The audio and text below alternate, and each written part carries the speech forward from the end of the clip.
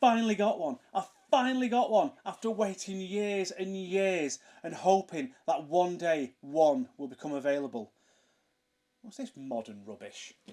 I finally got a Vectrex.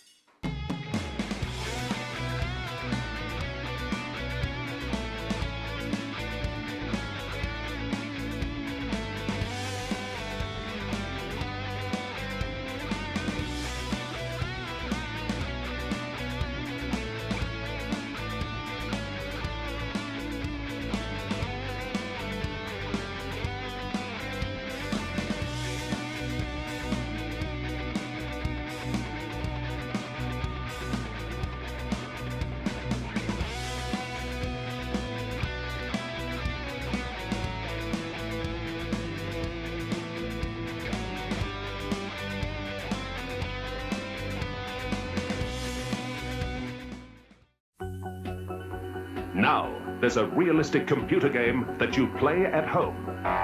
Presenting the revolutionary Vectrex computer system. The laser-sharp visual effects on Vectrex are possible because Vectrex has a real arcade screen built in. No TV set needed, so every Vectrex cartridge gives you real arcade gameplay at home. Vectrex, from Milton Bradley. It stands alone.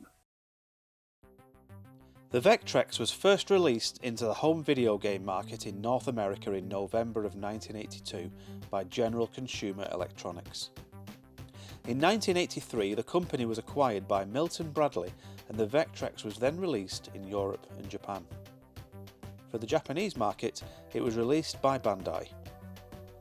The Vectrex was unique as it didn't need to be connected to a TV or monitor, as the unit itself had a built-in black and white vector display.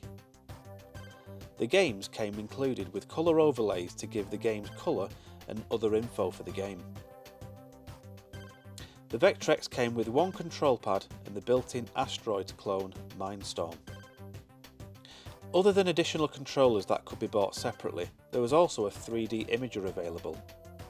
These were kind of 3D glasses that allowed you to play the 3 games specifically made for the headset in colour and 3D. There was even a light pen accessory that allowed you to draw directly onto the screen via the 3 art, animation and music cartridges. Despite its initial success, the Vectrex was another casualty of the video game crash of 1983, forcing Milton Bradley to drastically reduce its price to more than 50% off in order to sell units and recoup costs. After 2 years and almost 30 games made for the system, the Vectrex was discontinued in February of 1984. So, as you can see, the box isn't in too bad a condition. A few scuffs and dings here and there. So let's open it up and see what's inside. So first off, we have the manual for the system itself. And the instructions for Mindstorm. And speaking of Mindstorm, here's the screen overlay still in the paper bag, and as you can see, it's in really nice condition. And not only did this come with the original box, it even has the original polystyrene inserts, which is great as these protect the unit from moving about in the box. So it has a convenient carry handle on the back, even though the Vectrex isn't that heavy. And would you believe it, it still has the sachet of silica gel after 40 years. Must remember not to eat that.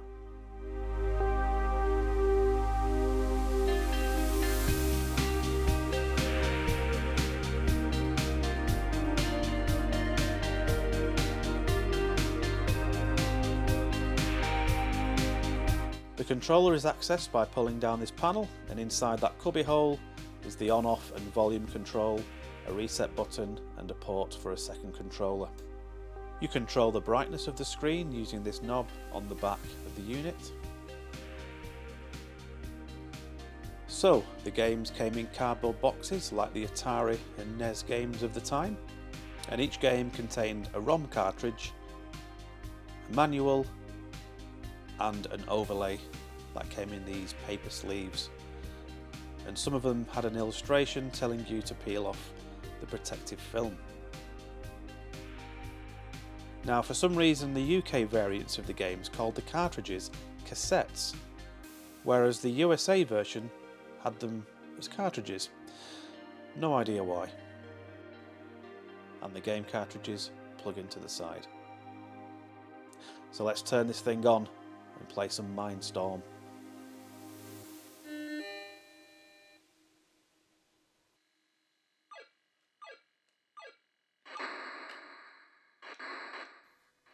So as you can see, this is just a clone of asteroids. And instead of shooting asteroids, you're shooting mines. So it has all the same elements as asteroids, so you've got your fire button, your thrust and your warp button. But in this case, it's called escape. Now apparently this game is incomplete, or it's impossible to finish because you can't get past level 13. So what you had to do back in the day is write off to General Consumer Electronics, or MB, and then they would send you a fixed copy of the game known as Mindstorm 2, and apparently that's worth a small fortune.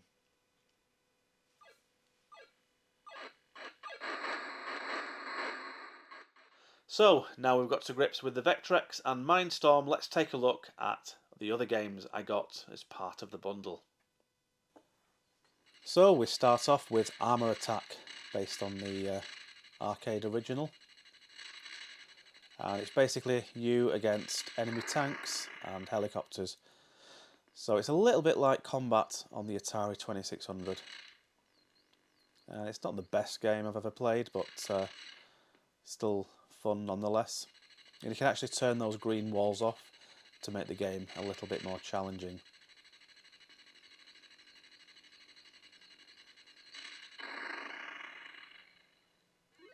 So next up we've got Bedlam. Now when I first played this, it kind of reminded me of Tempest, how you've got all those different shapes to each level. So you just have to fend off all those waves of enemies until the level end. I'm not sure if there's a certain number of enemies you have to defeat or whether there's a timer. And now Berserk.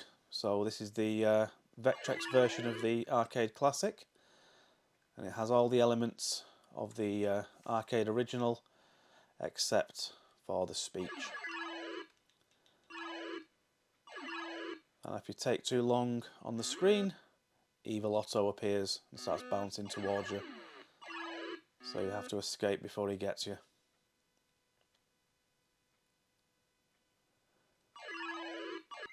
Now this next one, as you can probably tell, is a Pac-Man clone, and the story behind this is you're playing a bank manager vacuuming up coins that have been left by bank robbers. And after a certain amount of coins, your bag gets full, so you've got to take it into the centre to empty the vacuum and continue vacuuming up the coins. Now, Cosmic Chasm is quite an interesting game. So you start off with a map showing you the way to go to the centre of the compound, and you have to shoot all these enemies and then choose one of the exits along the outside of the screen there. So you have to drill through the force field and then make your way to the centre. And when you get to the centre, you plant a bomb, and then you've got 15 seconds to get out of there. Now, I remember this game. I can't remember where I've played it, but I've played something similar. I don't think it was on the Vectrex. So basically, you've got to protect those triangles in the centre there from these space pirates. And it's easier said than done because they move a lot faster than you do. So next up we've got Scramble, based on the arcade classic. Now, out of all the games I got on the Vectrex, this by far is my favourite, as it's very close to the original. And I'm pretty sure it has all the levels as well.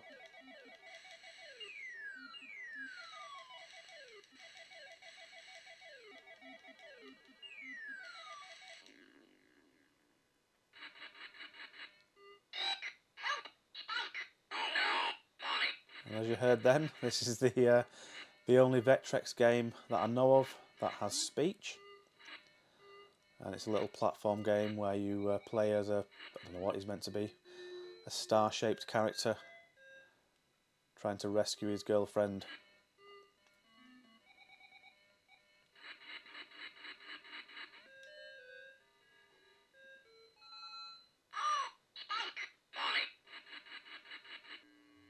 And finally we have Starship, which is basically just a first-person shooter in space. And you have to avoid those laser blasts there by either shooting them or putting up your shield.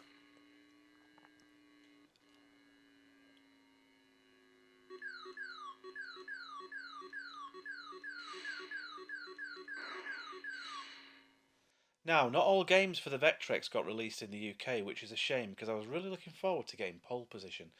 But I checked eBay last night, and you're talking over £400 for a copy. So I think I'm going to give that a miss and hold out for a cheaper copy. Now, I am at some point going to do individual videos for each game, a little bit more gameplay and info for each one. So look out for those. Anyway, I hope you've enjoyed the video. Thanks for watching, and I'll see you next time. Take care. Bye.